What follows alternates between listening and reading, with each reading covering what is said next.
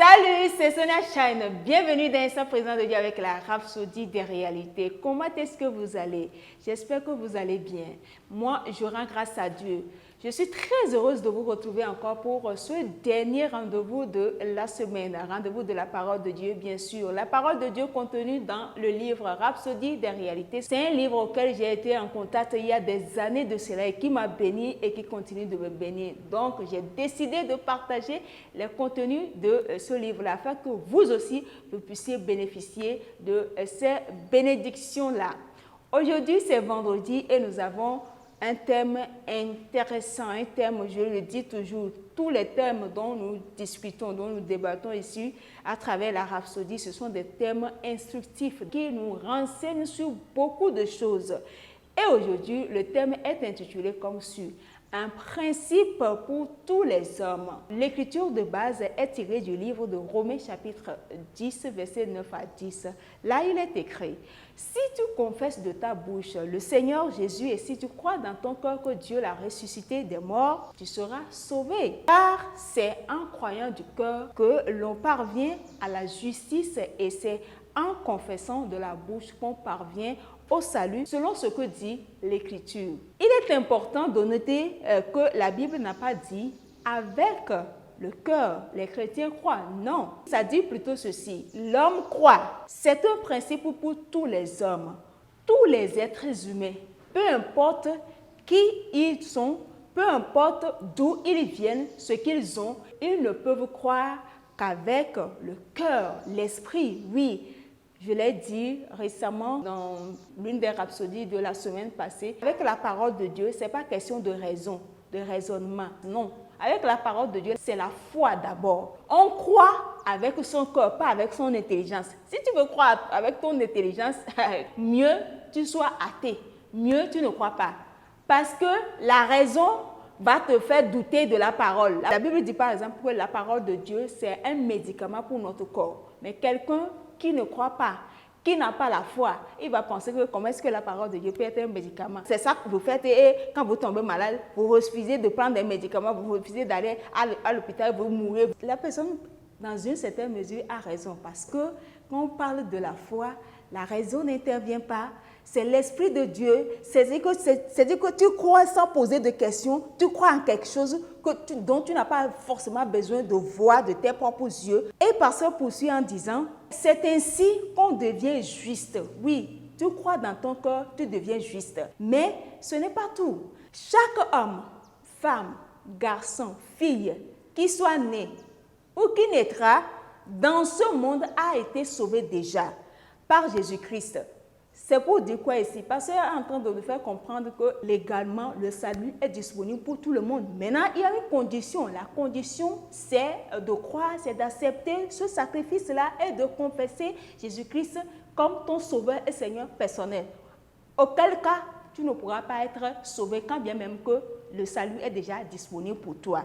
Parce que dit, cependant, le salut devient une expérience vitale uniquement dans la vie de celui qui croit et affirme la seigneurie de Jésus-Christ sur sa vie. En plus de croire en Jésus, il y a l'étape supplémentaire qui consiste à affirmer sa seigneurie. Et donc, par la bouche, la confession est faite en vue du salut. C'est tout simple. C'est comme chez les animistes. Moi, j'ai vécu avec une grand-maman qui était pendant longtemps animiste, mais bon, on rend grâce à Dieu. Avant qu'elle ne quitte cette terre, elle a donné sa vie à Christ, elle a confessé Christ. Pendant longtemps, elle était adepte de plusieurs divinités. Elle avait mamie, de serpent, plusieurs sortes de divinités d'Anéron. Elle était dans ces histoires-là. Et avant qu'elle ne devienne adepte ou bien qu'elle ne devienne, qu'elle adore ces divinités-là, il y a des cérémonies qu'on lui a fait faire. Elle a dit des choses, elle a répété des choses comme une sorte d'alliance, une sorte de, en hébreu, on lui a fait prononcer des paroles incantatoires, une sorte de lien, d'alliance qu'elle noue avec cette divinité-là. En un mot, c'est pour dire que je vous dédie ma vie. À partir d'aujourd'hui, je me soumets à vous, à vos autorités, à vos exigences. C'est vous seul qui avez le droit sur ma vie. Aucune autre force n'a le droit sur ma vie. C'est ça, c'est le même principe avec Dieu. Quand on parle de confesser la Seigneurie de Christ, c'est ça. Ça veut dire que tu donnes ta vie à Jésus, Tu le dis à partir de maintenant. C'est toi le Seigneur de ma vie. C'est toi qui as le dernier mot sur ma vie. C'est à toi que ma vie appartient. Quand on dit qu'il est le Seigneur, ça veut dire qu'il a le droit. Il a le pouvoir sur ta vie. Il peut décider de ta vie. Être chrétien, là, c'est un acte de foi en pause. Tu confesses que Jésus-Christ, c'est ça le mot-clé. On l'a lu dans le livre de Romains chapitre 10, verset 9 tout à l'heure. Il ne faut pas se taire et dire que je crois dans mon cœur. Ça ne suffit pas. Il faut faire sortir ça. Et donc, par la bouche, on confesse. Et c'est la deuxième étape du principe dont nous parlons. La première étape, rappelez-vous, il faut croire dans ton cœur, oui, en ce sacrifice-là. La deuxième étape maintenant, il faut confesser. Donc, recevoir le salut ne se fait pas par vos larmes ou vos bonnes œuvres. C'est vrai, il y a beaucoup, quand on leur parle de recevoir Christ ou bien de donner leur vie à Christ, pour eux, le fait que je vais à l'église le dimanche, je suis gentil envers les gens, je fais du bien tout autour de moi, là, je serai sauvé ou bien ça me donne le quitus au paradis. Non, si c'est comme cela, là, tous les gens qui sont dans ce monde-là, personne n'irait en enfer. Éphésiens chapitre 2, verset 8, si vous lisez la partie là, vous allez comprendre que on n'est pas sauvé par les bonnes œuvres.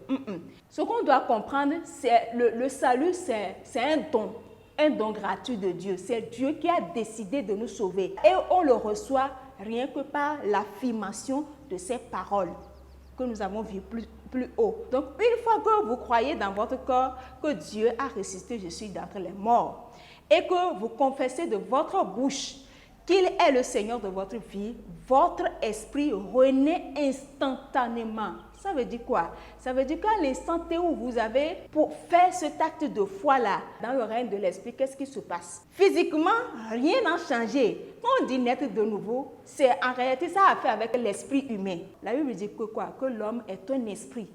Il a une âme et il vit dans un corps.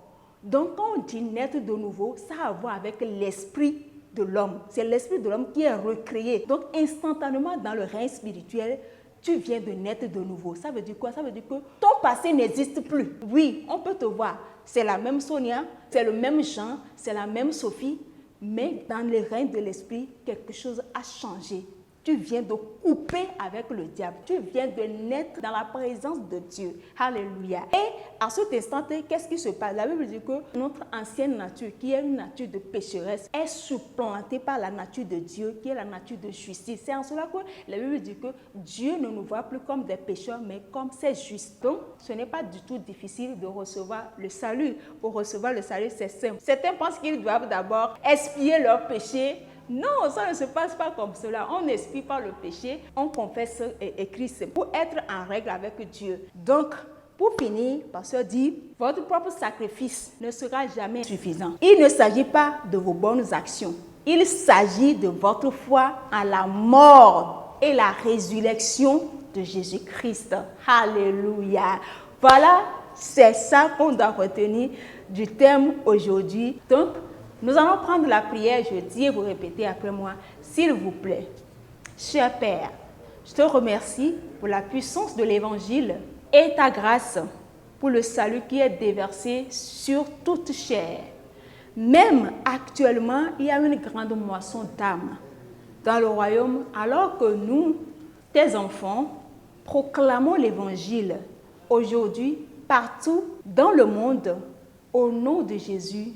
Amen. Alléluia. Gloire à Dieu. Pour une étude approfondie à l'enseignement du jour, vous allez lire Romains chapitre 10, versets 6 à 10, Hébreux chapitre 3, versets 15 à 19 et Romains chapitre 10, verset 13. Pour une étude de la Bible en un an, vous allez lire Apocalypse chapitre 8 et Abdias, le livre de Abdias. Pour une étude de la Bible en 2 ans, vous allez lire Apocalypse chapitre 14, verset 1 à 10 et puis le livre de Naoum, chapitre 1, chapitre 2 et chapitre 3. Alléluia. Voilà, aimez la vidéo, partagez-la, abonnez-vous à la page Facebook ainsi qu'à la chaîne YouTube de Instant Présent de Dieu avec la Rhapsodie des réalités. N'oubliez pas de laisser vos commentaires et suggestions en bas de la vidéo et aussi d'activer la cloche de notification pour ne pas rater la prochaine publication. Si Jésus tarde à revenir, je vous donne rendez-vous sur lundi prochain. Je vous souhaite de passer un bon week-end sous la protection du Très-Haut.